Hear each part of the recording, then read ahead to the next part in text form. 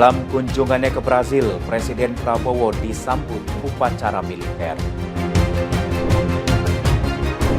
Kementerian Luar Negeri angkat bicara, diplomat tewas mengenaskan. Penjahit kebanjiran pesanan seragam menjelang masuk sekolah.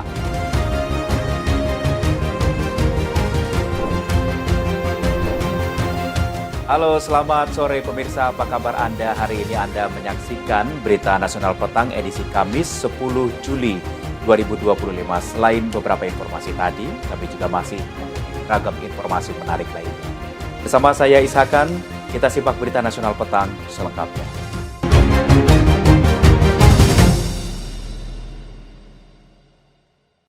Informasi pertama, pemirsa, Presiden Prabowo Subianto melakukan kunjungan kenegaraan ke Brazil dan disambut upacara militer penuh kehormatan di Istana Palacio do Planalto, Brazil. Momen penyambutan ini menjadi simbol penguat hubungan diplomatik antar dua negara. Suasana hikmat menyelimuti halaman Istana Palacio do Planalto di Brasilia saat Presiden Republik Indonesia Prabowo Subianto tiba untuk melaksanakan kunjungan kenegaraan bertemu Presiden Brazil Luiz Inácio Lula da Silva. Prabowo disambut dengan upacara militer penuh kehormatan dipimpin langsung oleh Lula pada Rabu pagi waktu setempat. Prabowo tampil mengenakan setelan jas biru tua dan peci hitam berjalan di tengah barisan pasukan kehormatan Brazil. Bendera merah putih dikibarkan berdampingan dengan bendera nasional Brazil diiringi lagu Indonesia Raya dikumandangkan secara hikmat, disusul lagu kebangsaan Brazil. Sebagai bentuk penghormatan, Prabowo berdiri tegak di sisi Lula selama upacara berlangsung. Setelahnya, kedua kepala negara berjabat tangan, berfoto bersama dan melangkah menuju lokasi perkenalan delegasi masing-masing. Momen bersamaan semakin berkesan dengan penampilan parade drum band dan pasukan berkuda Brazil mengibarkan bendera Indonesia di balkon istana. Simbolisme ini meneguhkan semangat persahabatan antara Indonesia dan Brazil sebagai mitra strategis di forum internasional seperti G20 dan BRICS. Tim Liputan, Berita Nasional TV. Sementara itu, Presiden Prabowo Subianto menyambut baik rencana Presiden Brazil Luiz Inácio Lula da Silva untuk membawa ratusan pengusaha Brazil ke Indonesia. Langkah ini dinilai bisa mempererat hubungan ekonomi kedua negara secara nyata. Lula's birthday in Indonesia. Presiden Republik Indonesia Prabowo Subianto mengungkapkan antusiasme terhadap rencana Presiden Brazil Luiz Inácio Lula da Silva yang akan membawa ratusan pelaku usaha Brazil ke tanah air. Hal tersebut disampaikan Prabowo dalam pernyataan resmi usai pertemuan bilateral di Istana Palacio do Planalto, Brasilia pada Rabu 9 Juli 2025. Prabowo menilai rencana tersebut bisa menjadi langkah nyata mendorong kerjasama di bidang perdagangan dan investasi antar kedua negara. Selain itu, Prabowo menyampaikan harapan agar pertemuan ini tidak sekedar berujung pada penandatanganan dokumen, melainkan dilanjutkan dengan implementasi nyata di lapangan. Prabowo menegaskan Indonesia dan Brazil memiliki persamaan kepentingan dan potensi besar untuk mengembangkan hubungan ekonomi. Keduanya sama-sama merupakan negara besar dengan populasi tinggi serta kekayaan alam yang melimpah. Dalam pernyataannya, Prabowo juga mengungkapkan kekagumannya terhadap kemajuan Brazil di bidang bioenergi dan pertanian. Indonesia disebut ingin belajar dari pengalaman Brazil dan akan mengirim lebih banyak tim teknis untuk mempelajari teknologi pertanian dan inovasi energi terbaru di negara tersebut. In many fields, we agreed to enhance cooperation in trade and investment, and we welcome very much your plan to bring several hundred Brazilian entrepreneurs with you on your visit so that we can get tangible cooperation as soon as possible. I welcome your leadership of Mercosur, and we hope that we can conclude the Indonesia-Mercosur Comprehensive Economic Partnership Agreement with you. Tim Liputan, Berita Nasional TV. Sementara itu, Kapolri Jenderal Polisi Listio Sigit Prabowo mendukung swasembada pangan. Salah satu cara yang dilakukan yaitu dengan menanam jagung. Dan rencananya jagung ditanam di atas lahan lebih dari 795.000 hektar. Kapolri Jenderal Polisi Listio Sigit Prabowo menanam jagung kuartal 3 di hutan Selo Lestari, Desa Selo Jari, Grobogan, Jawa Tengah pada Rabu 9 Juli 2025. Penanaman ini dilakukan secara simbolis, akan dilakukan secara serentak melalui sambungan daring. Rencananya, penanaman dilakukan di atas lahan lebih dari 795 hektar yang tersebar di 36 wilayah Indonesia. Di wilayah hukum Polda Jawa Tengah, penanaman dilakukan di atas 38 hektar, melibatkan 220 petani binaan dari Polres hingga Polsek. Menurut Kapolri, kegiatan ini merupakan kolaborasi antara Polri, Perhutani, Inhutani, serta Kementerian untuk mewujudkan swasembada pangan. Saat ini dari lahan seluas 795.000 hektar, sekitar 431.000 hektar sudah ditanami. Sebagai bentuk dukungan Polri menyalurkan alat pertanian seperti alat pipil jagung, penguji kadar air, pengering, dan alat penguji kesuburan tanah. Selain itu, Polri sedang membangun 18 gudang pangan di 12 provinsi dengan total kapasitas 18.000 ton. Penyerapan hasil panen akan dilakukan oleh Bulog sebagai mitra utama. Jika kapasitas penuh, Polri akan bekerja sama dengan perusahaan lain untuk menyerap hasil panen. Penanaman dilakukan Kapolri bersama Ketua Komisi 4 DPR RI, Titik Soeharto, Menteri Pertanian, Andi Amran Sulaiman, dan Menteri Perhutanan, Raja Juli Antoni. Tadi juga dilaksanakan pembagian Alsintan kepada Kapoktan yang menjadi binaan, dan mudah-mudahan ini juga bisa mendorong agar baik dari mulai pencarian lahan, persiapan bibit, penanaman sampai dengan pasca panen semuanya bisa berjalan dengan baik. Tim Liputan, Mahendra Dewananta, Berita Nasional TV. Ya, ada 4 mantan anggota kelompok kriminal bersenjata atau KKB dari Kodam 3 Sinak menyatakan ikrar setia kepada Negara Kesatuan Republik Indonesia atau NKRI. Ikrar disampaikan tanpa paksaan. Saya bersedia dengan tanpa paksaan kembali ke NKRI.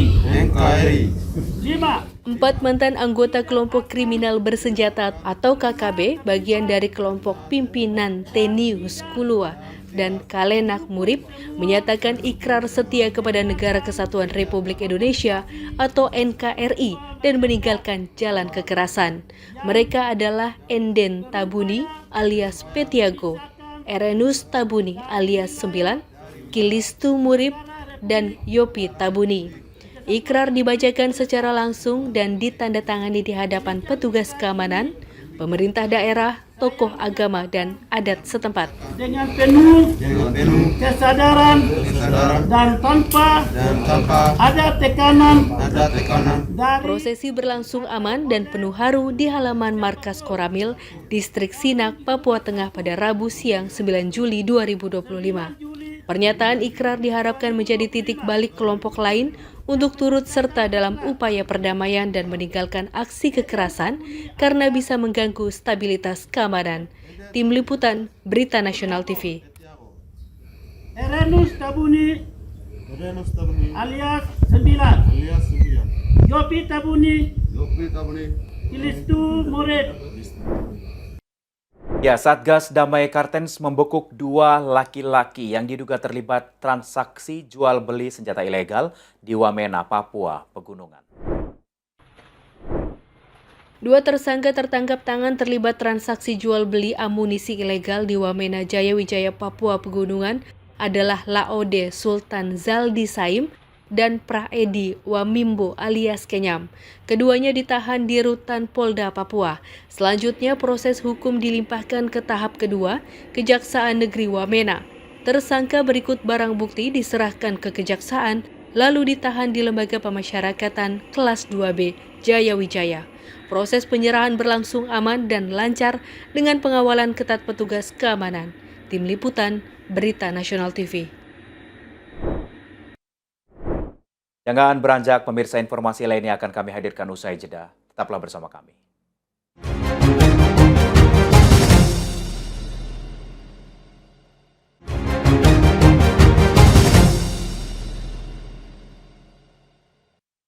Anda kembali bersama kami di Berita Nasional Petang Pemirsa, polisi mengolah tempat kejadian perkara kasus seorang diplomat ahli muda Kementerian Luar Negeri Indonesia yang tewas mengenaskan dengan kondisi wajah tertutup lakban di kawasan Menteng, Jakarta Pusat. Ada 5 saksi dan 2 CCTV yang diperiksa guna mengungkap kasus tersebut. Polisi gabungan dari Polres Metro Jakarta Pusat dan tim Inafis Mabes Polri menggelar olah tempat kejadian perkara ulang di lokasi penemuan jenazah diplomat ahli muda Kementerian Luar Negeri Indonesia, Arya Daru Pangayunan di kawasan Menteng, Jakarta Pusat pada Rabu petang 9 Juli 2025. Pengecekan dilakukan di sejumlah titik kamera pengawas. Polisi juga memeriksa kembali dalam kamar kos yang masih terpasang garis polisi. Wakasat Reskrim Polres Metro Jakarta Pusat Kompol Sigit Karyono mengatakan penyelidikan lanjutan dilakukan untuk mengungkap penyebab kematian korban. Dalam kasus ini ada 5 saksi dan 2 kamera pengintai CCTV yang diperiksa oleh penyidik. Apakah ini korban ini benar-benar meninggal karena apa gitu kan? Nah, sementara prosesnya masih dalam proses penyelidikan, masih banyak pemeriksaan yang akan kita lakukan, ya, pemeriksaan ahli, mungkin pemeriksaan terhadap ahli forensik termasuk CCTV. Sebagai informasi, seorang diplomat ahli muda Kementerian Luar Negeri Indonesia Arya Daru Pangayunan ditemukan tewas di kamar kosnya dengan kondisi seluruh wajah tertutup lakban pada Selasa 8 Juli 2025. Saat ditemukan, kondisi pintu kamar kos terkunci dari dalam dan tidak ditemukan tanda-tanda penganiayaan dari jenazah korban. Tim Liputan, Berita Nasional TV. Sementara itu, Kementerian Luar Negeri angkat bicara mengenai seorang diploma ahli muda Arya Daru Pangayunan yang ditemukan tewas mengenaskan di kamar kosnya di kawasan Menteng, Jakarta Pusat. Lalu apa tanggapan dari Kementerian Luar Negeri? Berikut informasinya. Seorang diploma ahli muda Kementerian Luar Negeri Indonesia Arya Daru Pangayunan ditemukan tewas di kamar kosnya di Jalan Gondang Dia Kecil, Menteng, Jakarta Pusat. Kondisi korban saat ditemukan sangat mengenaskan dengan wajah terlilit lakban warna kuning di atas tempat tidur. Direktur Jenderal Perlindungan Warga Negara Indonesia Kementerian Luar Negeri Indonesia, Juda Nugraha, mengungkapkan bahwa pihak Kementerian Luar Negeri mengungkapkan rasa duka mendalam atas kepergian korban. Korban meninggalkan seorang istri dan 2 anak. Semasa hidupnya korban menangani masalah perlindungan warga negara Indonesia di luar negeri. Mengenai kematian korban, pihak Kementerian Luar Negeri menyerahkan kasus ini kepada pihak berwenang dan tidak berspekulasi mengenai penyebab kematian korban. Untuk hal detail-detail mengenai kasus ini bisa ditanyakan ke pihak kepolisian. Ada dugaan kaitan bahwa meninggalnya almarhum ini dengan tugas beliau sebagai seorang diplomat? Kami tidak ingin berspekulasi, ya, kita tunggu hasil penyelidikan dari pihak kepolisian. Saat ini penyelidikan sementara polisi telah memeriksa sejumlah saksi dan rekaman pengintai CCTV. Selain itu, menunggu hasil otopsi rumah sakit untuk mengetahui penyebab kematian korban. Tim Liputan, Berita Nasional TV. Kita beralih ke informasi lain, pemirsa. Sidang lanjutan kasus Hasto Kristianto digelar hari ini. Sidang beragendakan pembacaan nota pembelaan atau pledoi di Pengadilan Tipikor Jakarta Pusat. Seperti apa kondisi di sana? Berikut informasi selengkapnya. Pemirsa, sidang lanjutan perkara kasus dugaan suap dan perintangan penyidikan terkait pergantian pengurus antar waktu atau PAW anggota DPR Harun Masiku dengan terdakwa Sekretaris Jenderal PDI Perjuangan Hasto Kristianto kembali digelar di Pengadilan Tipikor Jakarta Pusat pada Kamis pagi ini. Untuk agenda kali ini adalah pembacaan nota pembelaan atau pledoi oleh terdakwa yang mana di sidang sebelumnya ini sudah dijatuhkan tuntutan oleh jaksa KPK. Dalam perkara kali ini Hasto dituntut 7 tahun penjara dan juga denda 600 juta rupiah subsidiar serta pidana kurungan pengganti selama 6 bulan. Dan pemirsa, sidang yang dijadwalkan ini mulai pukul 9 pagi waktu Indonesia Barat ini harus mundur dan dimulai pada pukul 11:28 waktu Indonesia Barat. sejumlah elit dari Partai PDI Perjuangan ini juga terlihat menghadiri sidang Hasto Kristianto kali ini. Ini terlihat ada mantan Gubernur Jawa Tengah yang juga Ketua DPP PDI Perjuangan bidang pemerintahan dan otonomi daerah. Itu ada Ganjar Pranowo, kemudian ada Repka Ciptaning dan juga mantan Gubernur DKI Jakarta yang juga Ketua DPP PDIP. Ini ada Jarod Saiful Hidayat. Dan pemirsa, dari pantauan kami untuk pengamanan di sidang kali ini cukup ketat. Jadi pengunjung yang akan memasuki gedung pengadilan ini harus melalui pemeriksaan atau wajib melalui pemeriksaan X-ray yang disediakan tepat di depan pintu utama, dan sejumlah personil Polri pun juga disiagakan untuk melakukan penyisiran atau pengecekan barang bawaan pengunjung. Dan tidak hanya itu pemirsa, tidak hanya di depan pintu masuk utama saja, namun juga di depan gedung pengamanan juga dilakukan. Terlihat di Jalan Bungur Besaraya yang mana merupakan akses utama jalan menuju gedung pengadilan itu sendiri. Dari Jakarta, Ajeng Tiara Galuh Anggara, Berita Nasional TV. Mantan Menteri Perdagangan kini menyandang status terdakwa. Thomas Trikasih Lembong menyampaikan 10 poin nota pembelaan dalam sidang kasus korupsi impor gula di Pengadilan Tipikor Jakarta. Apa saja pembelaan Tom Lembong? Berikut informasinya.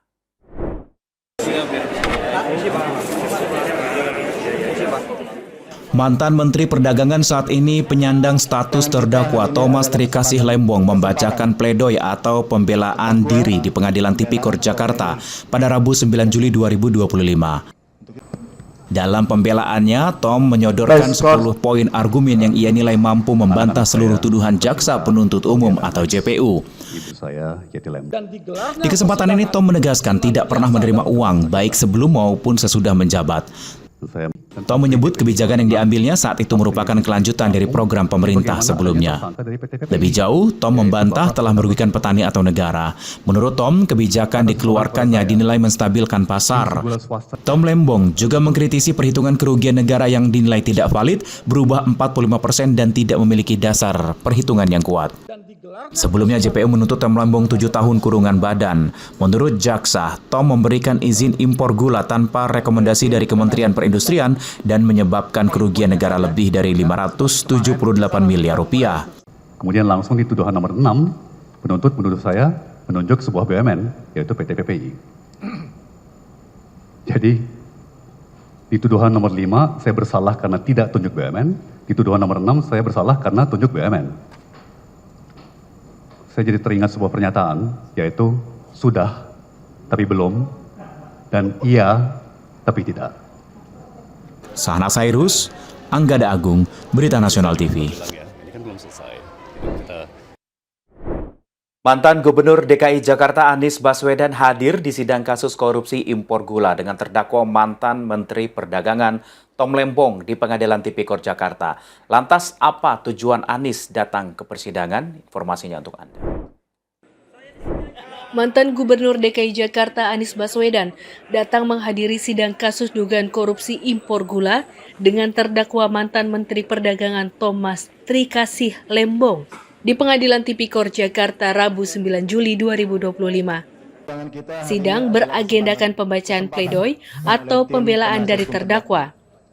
Anies menyempatkan diri memberikan pernyataan singkat kepada media. Anies mengaku kedatangannya khusus untuk mendengarkan pledoi dan memberikan dukungan moral kepada Tom Lembong. Sebelumnya, Jaksa Penuntut Umum Kejaksaan Agung menuntut Tom Lembong dengan pidana penjara 7 tahun dan denda 750 juta rupiah, subsidi 6 tahun kurungan badan. Tom Lembong tidak berhenti mencintai Indonesia. Dengan segala macam tantangan, ujian yang sudah dan sedang dihadapi, dia masih mengirimkan pesan itu. Saya berharap majelis hakim nantinya akan mengambil keputusan dengan seadil-adilnya, dengan objektif, dan memberikan kepastian hukum kepada semua. Pesan dari keputusan itu akan berdengung bukan hanya di dalam negeri, tapi juga di dunia internasional. Dari Jakarta, Sanas Hairus dan Anggada Agung, Berita Nasional TV. Pengadilan nantinya akan diterima oleh tidak berakal. Jangan beranjak pemirsa, informasi lainnya akan kami hadirkan usai jeda. Tetaplah bersama kami.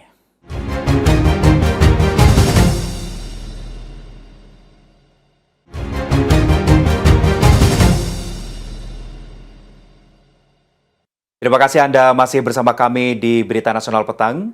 Pemirsa, sepekan menjelang masuk sekolah tahun ajaran baru 2025-2026, sejumlah pelaku usaha jahit konveksi ini kebanjiran order pembuatan seragam di Lebak, Banten. Pesanan yang melonjak hingga 30% dibandingkan tahun lalu.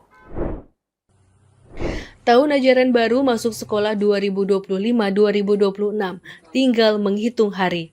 Penjahit pakaian kebanjiran order seragam sekolah. Seperti seorang penjahit konveksi di Kebon Pala, Desa Sukadaya, Kabupaten Lebak, Banten, bernama Junet. Kata Junet, sejak awal Juli 2025, dirinya disibukkan dengan pesanan seragam berbagai tingkat pendidikan, dari TK hingga SMA, bahkan mahasiswa dan santri pesantren. Dalam sepekan ini, menurut Junet, pesanan meningkat hingga 30% dibandingkan tahun lalu. Pemesan tidak hanya asal Lebak, tapi juga daerah lain seperti Pandeglang dan Serang. Nah, jika dibandingkan dengan tahun sebelumnya, ramai sekarang atau gimana? Tahun ini agak lebih meningkat juga sih. Berapa persen Pak kira-kira peningkatannya Pak? Sekitar 20-30% lah. Nah Pak, kebanyakan di sini buat atau permak nih Pak? Pesanan juga, bikin juga ada, permak juga ada gitu. Kini Junet berpacu dengan waktu untuk menyelesaikan semua pesanan. Diperkirakan orderan akan datang hingga pekan depan. Dari Lebak, Banten, Firman Arif, Berita Nasional TV. Ya, penyebab kematian pesepak bola Diogo Jota terungkap. Polisi menyebut kecelakaan menewaskan Jota lantaran mobil dikemudikannya dalam kondisi mengebut atau berkecepatan tinggi. Pesepak bola internasional Portugal Diogo Jota meninggal dunia lantaran kecelakaan yang dialaminya di Jalan Torquemada, Zamora pada 3 Juli 2025 dini hari waktu setempat. Saat kejadian, bintang Liverpool itu bersama adiknya Andre Silva. Menurut polisi, penyebab insiden naas tersebut karena mobil yang dikemudikan Jota dalam kecepatan tinggi alias ngebut. Lamborghini yang ditumpangi keduanya mengalami pecah ban saat menyalip kendaraan lain, kemudian terbakar. Diogo Jota dan Andre Silva tewas di tempat.